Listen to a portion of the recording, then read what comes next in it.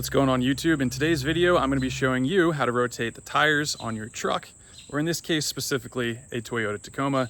However, the process is pretty much the same for every truck, so you can use this as a reference video even if you don't have a Tacoma. Let's jump into it and I'll show you what we're doing. Now here's everything that you're going to need in order to do this little maintenance, starting with our impact driver, and then of course you're going to need yourself a torque wrench. I also recommend a set of gloves just to keep your hands nice and clean so you don't get all that brake dust and wheel grime all over them. And of course, a set of jack stands. I recommend 4, and you'll see why in a minute as we do this tire rotation in a cross pattern. And then finally, our actual floor jack in order to lift the vehicle up. If you have a scissor jack or a bottle jack, those are known to fail, so I would get something a little more heavy duty because we are going to have 2 tires off the truck at one time, and you want to have some redundancy here. Remember, redundancy is safety. So first things first, let's set that parking brake because you don't want your truck to have any sort of chance of rolling around or moving while we're taking the tires off of it and while you got your hands down there. I got some nice 4x4 posts here, just some scrap wood that we're going to stick under there just to make sure that even if somehow the emergency brake were to fail, this thing's not going to roll away and crush us while we're changing the other tires.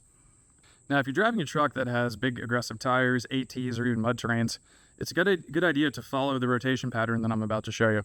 So in this way, if you have a 4-wheel drive truck, you're getting more even tire wear than the traditional way of rotating tires, which is just to go and flip them on the same side. So what we're going to do here is we're going to go backside. So let's say we're on the driver's side. We'll start on the driver's side in the back, move that wheel up to the front, and then the front tire is going to actually cross the truck and go over to the bed on the passenger side.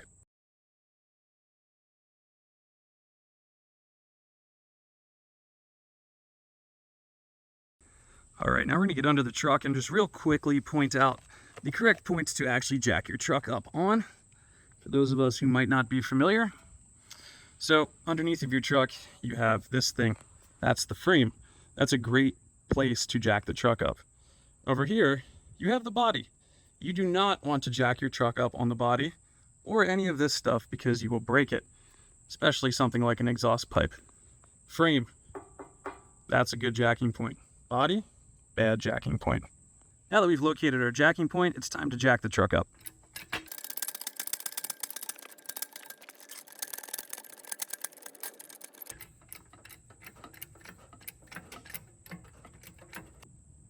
Now that we've jacked the truck up correctly, we're going to take our jack stand and put it in right underneath on the frame.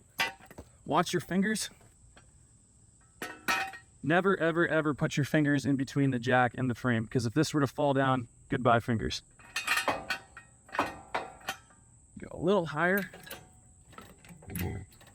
because eventually we're going to set this back down on this jack stand. Cool. Make sure your pin's locked. And then take this down slowly. There it is. All right, now we're on the jack stand. So I've actually gone ahead and added a second jack stand just because in my book, redundancy equals safety, as I've been saying, and I'd rather have 2 instead of 1 just in case something somehow were to go wrong here.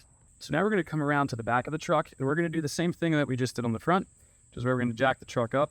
And again, because I like redundancy, we're going to add 2 jack stands back here, just right on the frame. Now at this phase, since we've now gone and jacked up the back of the truck, it's a good idea to come back up front and make sure that those jack stands are touching, or at least one of those jack stands is touching. Because as you jack up the back, it's going to throw off the geometry of the stands we just put in the front. So you may need to go back to your floor jack, pop this up a little bit, and adjust to make sure everything's making contact. Alrighty, now comes the fun part, impact wrench time. Set that baby to reverse. We're going to start taking these off.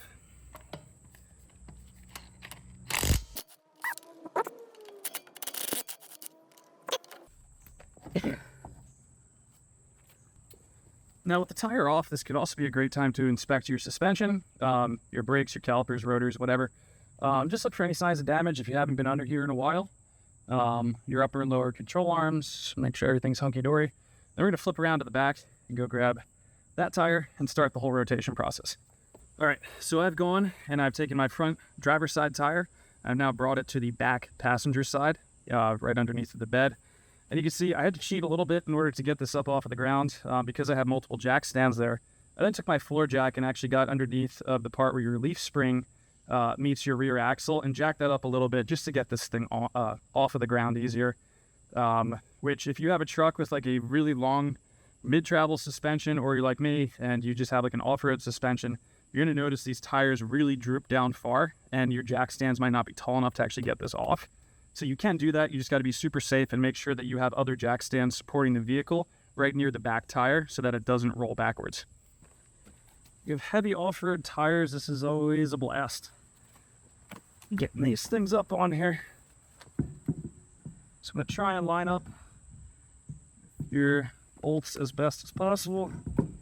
And then hang her on there like that. Until you find them. Alrighty, so now that we've flipped the tires, it's time to actually torque the first one down. Yeah. That's a good point. Thank you. Before you go ooga ooga with the impacts gun, let's talk about the torque specs. On the Toyota Tacoma, your factory OEM torque spec is 83 foot-pounds. There you go. And you don't really want to exceed that, and you definitely don't want to go under that, because if you do, you can end up stretching the threads on the actual nuts on your truck. And if you do that, you can then end up with a thread shearing. You can end up with a bolt breaking. There's all sorts of ways that can go wrong. So make sure that you respect that torque spec. Now, as I said, don't go crazy with the impact driver. I'm going to set this to 1, which is the lowest setting possible. And I'm just going to use this to tighten, not even tighten up, to get the threads on. And then we'll come back with our torque wrench and torque this to spec.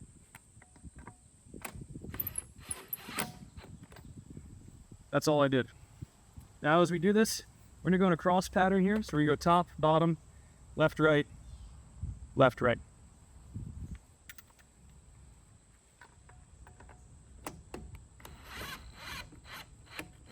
And I'm not going all the way down. I'm just getting these to bite on the threads, and then we'll come back and then tighten them in the same pattern that we just put them on.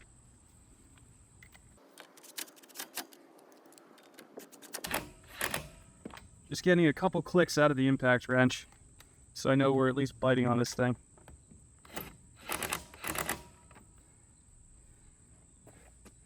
Almost lost a nut. A lug nut, that is.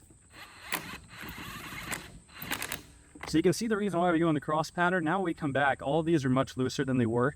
And if you had just gone straight down with that, you would have ended up with a wheel that's out of balance. So we're gonna go top, snugs up a little, bottom, snug it up a little, left, snug, right, snug, left, snug, bottom right, snug, torquing time. So there we have it, folks. The tires on the truck are completely rotated, and now you're ready to drive. I would take your car, truck, whatever, for a short lap around the block, put the windows down, and just listen for any sort of clunking or weird noises to indicate that maybe you haven't totally torqued something correctly and that maybe one of your wheels is wobbling. However, if you follow this guide, odds are you've done it correctly and you're ready to drive. So thank you all so much for watching. Comment, like, and subscribe, and I will see you guys on the next video that we throw together.